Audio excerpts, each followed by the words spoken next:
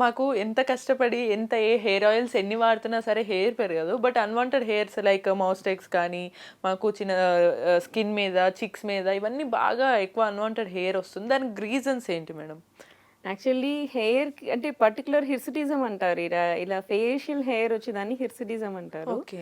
దీనికి main cause PCOS, thyroids and cortisonal hormones అని ఇవి 3 మెయిన్ కీ రోల్స్‌గా ఉంటాయి. ఇవి కాకుండా కూడా కొంతమందికి ఎక్సెస్ హెయిర్ అనేది గ్రోత్ ఉంటుందన్నమాట. ఇన్ జనరల్ ఫ్యాక్టర్స్ లాగా.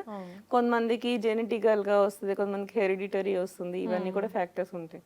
Anything what ever but actually facial hair వచ్చినప్పుడు మనం ఏం నలుగు పెట్టడం అంటే ఇట్లా పిండి పూసేసి దాన్ని రబ్ చేస్తుంటాం. మళ్ళీ డ్రై పౌడర్ వేసి మళ్ళీ రఫ్ చేస్తుంటాం. సో దాని వల్ల ఏంటంటే హెయిర్ గ్రోత్ అనేది ఫాలికల్లే ఇక్కడ మనకి ఊడిపోయేలాగా ఫర్దర్ గ్రోత్ రాకుండా రిపీటెడ్ గా మనం తీసేస్తూ ఉంటే దాంట్లో గ్రోత్ అనేది తగ్గిపోతూ ఉంటుంది అనమాట. సో పాతకాలం అలా చేసేవాళ్ళు కాబట్టి జనరల్ గా ఎక్కువ ఉండేవి కాదు. ఓకే, అందుకేనా మనకి ఎక్కువగా హెయిర్ గ్రోత్ గానీ ఫేస్ కి అది ఇది ఉన్నప్పుడు సున్ని పెన్ను పెట్టు లేదా పసుపు పెట్టు అంటారు.